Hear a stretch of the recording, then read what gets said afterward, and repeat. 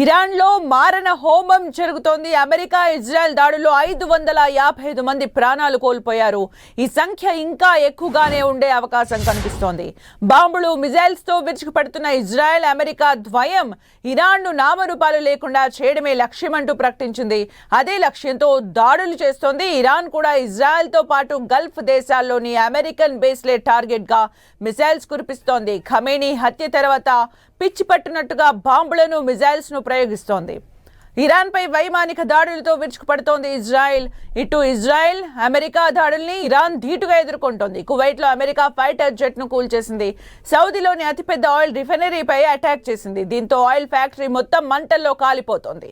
ఇక US ఎంబసీలపై ballistic missiles తో attack చేస్తోంది ఇరాన్. అమెరికన్ కంపెనీ అయిన అమెజాన్ సెంటర్ ను కూల్చేసింది. ఇలా ఒకరిపై ఒకరు అటాక్స్ చేసుకుంటూ మిడిల్ ఈస్ట్ మొత్తాన్ని ఒక పెద్ద మారణ హోమంగా మార్చేశాయి.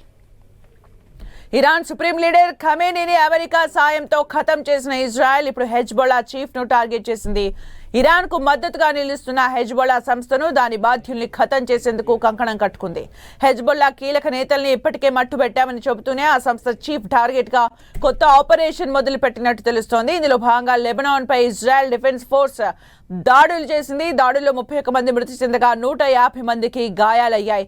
చనిపోయిన వారిలో హెజ్బొల్లా కీలక నేతలు ఉన్నట్టు సమాచారం. పశ్చిమాసియా ఉద్రిక్తతలతో ఇండియా అలర్ట్ అయింది. తీర ప్రాంతాల్లో ఇండియన్ నేవీ గస్తీ పెంచింది. మిడిల్ ఈస్ట్ నుంచి ఉగ్రమూకలు ఇండియాలోకి ప్రవేశించే అవకాశం ఉందన్న అనుమానంతో నిఘాతో పాటు భద్రతను పెంచింది.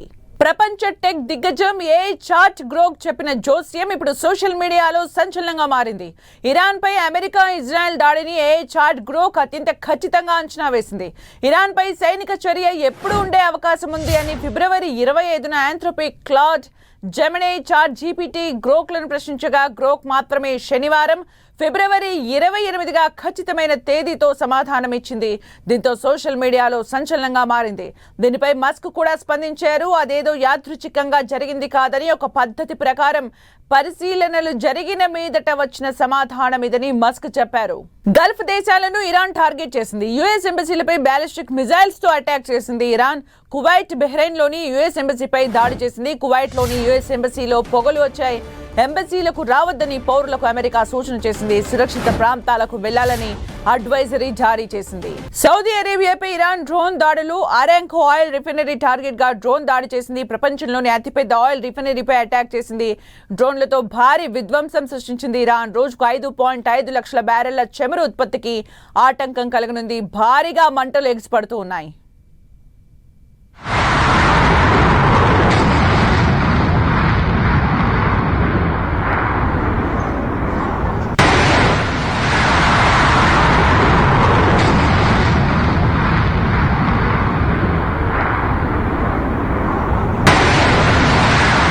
అమెరికా దాడులకు ఇరాన్ ధీటుగా బదిలిస్తోంది. ఇరాన్ పై దాడికి ప్రయత్నించిన అమెరికా ఫైటర్ జెట్ ను కూల్చేసింది. కువైట్ లో యుఎస్ F-15 జెట్ ను కూల్చేసినట్లు ఇరాన్ ప్రకటించింది.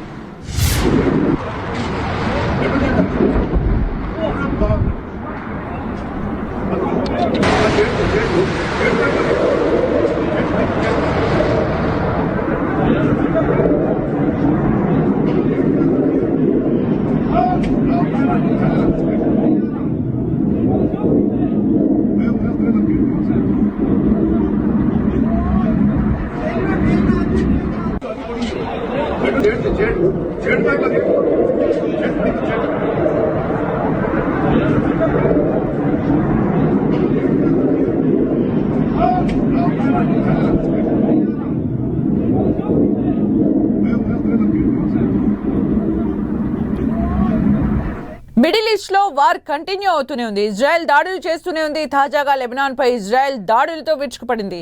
బీరూట్ లోని హెజ్బొల్లా స్థావరాలే లక్ష్యంగా రాకెట్లు, డ్రోన్లతో దాడులకు తెగబడింది. హెజ్బొల్లా దాడులకు ప్రతీకార దాడులు చేపట్టినట్టు IDF ప్రకటించింది.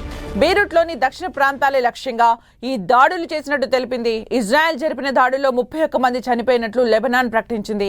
అలాగే 149 మంది గాయపడినట్లు తెలిపింది. ఇరాన్ తర్వాత హెజ్బొల్లాను టార్గెట్ చేసుకున్న ఇజ్రాయెల్ దాడులతో విరుచుకుపడుతోంది. హెజ్బొల్లా సీనియర్ నాయకులే టార్గెట్ గా ఇజ్రాయెల్ దాడులు చేస్తోంది. దక్షిణ లెబనాన్ లోని 3 ప్రధాన పట్టణాలే టార్గెట్ గా ఇజ్రాయెల్ రాకెట్లు, డ్రోన్లతో దాడులు చేస్తోంది. దక్షిణ లెబనాన్లోని 3 ప్రధాన నగరాలైన హరీస్, నబాతియా, అల్-ఫల్కా, మెబ్డౌన్ పైన ఇజ్రాయెల్ అటాక్స్ చేస్తోంది. ఇజ్రాయెల్ వరుస దాడులతో తెగబట్టడంతో బీరూట్లో ప్రజలు పరుగులు పెడుతున్నారు. మరికొన్ని రోజుల పాటు లెబనాన్పై దాడులు సాగుతూనే ఉంటాయని ఐడిఎఫ్ ప్రకటించింది.